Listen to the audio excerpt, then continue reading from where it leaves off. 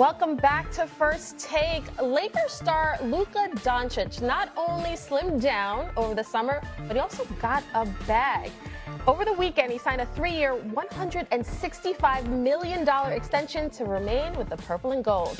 The extension includes a player option in the final year, keeping the 26-year-old in LA until at least 2028. This is what Luka had to say about what led to his decision. It's an honor, playing for this organization. Many great players played here, so obviously I want to add one more up there, so that's what we're working for. Honestly, I think we have a great team. We have what we need to compete for the championship. I'll try to win every game, no matter what. And, we got some new great guys being on the team, so we're going to go for it. Love skinny Luka. We now bring in senior NBA insider Shams Charania to break down what this all means. Shams, why now? Why did this get done? Kimberly, in a lot of ways, this was the official coronation of Luka Doncic as the face of this Lakers organization, this franchise moving forward. But from a business perspective, that's really why this was done. 3 years, $165 million. With that Dallas Mavericks trade 6 months ago in February, Luka Doncic lost out on a 5-year, $345 million maximum contract, supermax deal that he could have had. So he misses out on that by signing this 3-year deal. Now in 2028, he's going to be able to opt out. So use these next 3 years. See what moves can the Lakers make? How can they continue to cement themselves as a championship contender? He can essentially do his own evaluation of the Lakers the next 3 years. And then from there, he can sign a 5-year, almost $420 million max extension, which allows him to recoup a lot of that money. No one does star players like the Lakers do, so he's getting a first-hand experience. Saturday night, Jeannie Buss, Mark Walter, the new owner there, Rob Pelinka, all going to Backstreet Boys concert and enjoying their time together. They're treating Luka Doncic just like they did the first night they got him. He's the face of the franchise now, and they hope for the next decade. But it's also going to be a great evaluation period for him to see how is this team putting itself in the position to win a championship. So a lot of business being done as well. Okay, here's what I need to know. What does this move mean for LeBron? LeBron James is LeBron James. He's entering year 23, or an NBA record.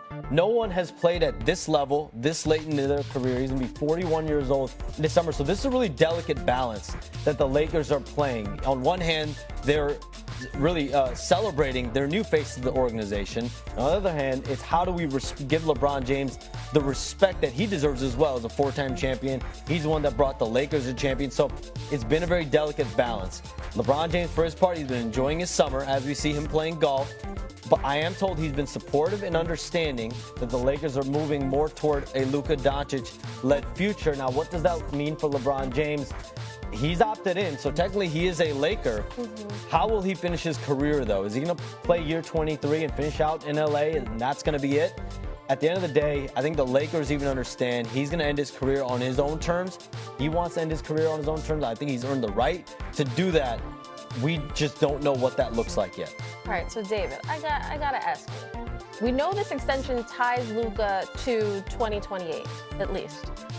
But can you see the Lakers winning a championship in the next 3 years?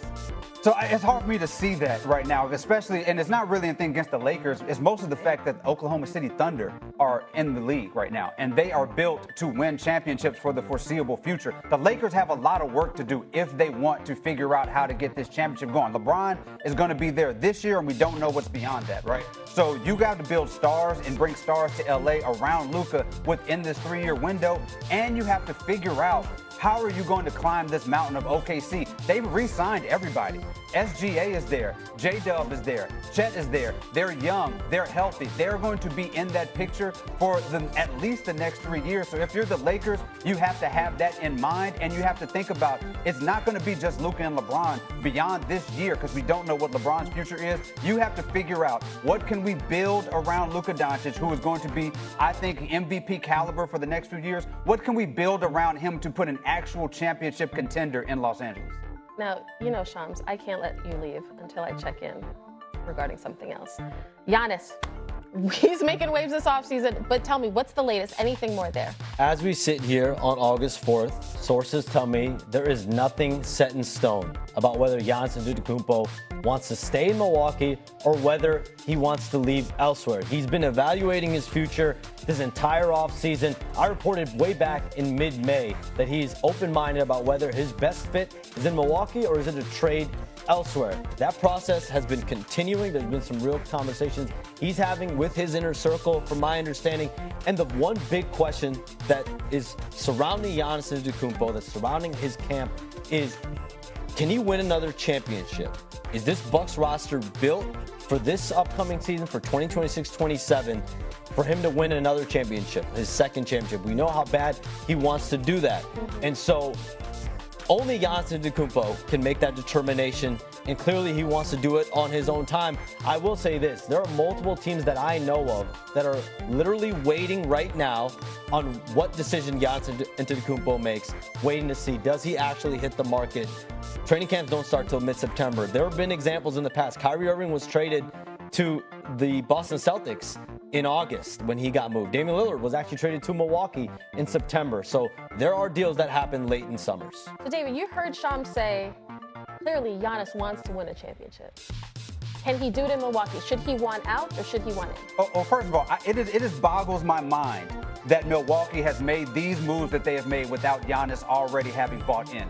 If they have made the moves to stretch Dame Lillard and put those $20 million on their cap for the next few years to pay Miles Turner and put that on their cap, and Giannis has not already agreed and they haven't discussed this with him, this could go down as one of the most fiscally irresponsible moves that we have seen in the NBA in the last 20, 25 years. So I would hope that there's been some discussion for Giannis to be a part of this team, for that to have happened. And if that's not the case, this is one of the biggest risks that I could imagine a team making. Now, if we're talking about Giannis deciding to stay or go, if Giannis is deciding based on winning and wanting to win another championship, he needs to go somewhere else. There's no championship window for him in Milwaukee. The team is not good enough, and especially even in the East that is weak. The team just is not good enough for him to win the championship. Now, if he wants to stay there emotionally because he loves Milwaukee and Milwaukee loves him, that's another thing. But if we're talking about basketball decisions and basketball reasons, Milwaukee should want to move on from Giannis to get the most that they can out of the draft picks and the assets that they have for him, because there's no championship there.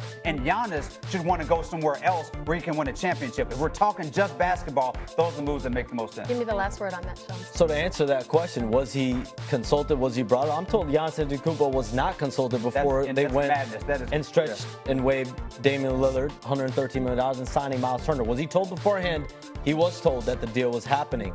But this front office, John Horst, their general manager, he has shown over really the last 3, 4, 5 years that he's going to make swings, whether Giannis Antetokounmpo wants him to or not. Clearly, he knows Giannis wants a contender there. So when he went out and got Damian Lillard, they didn't consult Giannis before they did that. They just did it.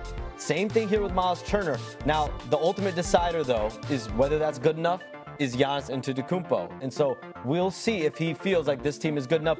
And now, why is it so hard for him to get to the point, do I stay, do I leave? It's 12 years. The equity that he's had there, he brought that city a championship there. I think it means a lot to him. So it's really the logic of where this organization's at versus, I think, a fairy tale and what he wants in his storybook. The decision will ultimately be his. He has not yet made it. I love it when you empty